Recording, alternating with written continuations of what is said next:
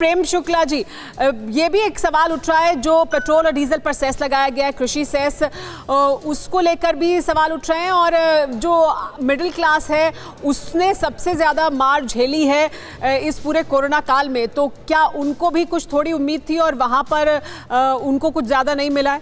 इसको लेकर प्रतिक्रिया आपको लगता है क्या होगी आम लोगों की? देखिए, अर्थव्यवस्था को स्वस्थ करके उसको पटरी पर लाने के प्रयास के कारण जो है अर्थव्यवस्था जब तेजी से बढ़ेगी, उसका जो है जो रिकवरी ठीक होगी और ग्रोथ रेट ठीक होगा तो उसका लाभ अल्टीमेटली मध्यम वर्ग को होगा।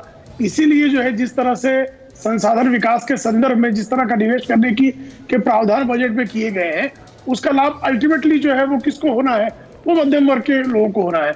और हर कोई भली भांति जान रहा था जिस तरह से कोरोना की महामारी के कारण जिस तरह से अर्थव्यवस्था जिस दौर से गुजर रही है, उस दौर में मध्य क्लास को टैक्स में कोई बहुत ज्यादा रियायत की अपेक्षा भी नहीं थी।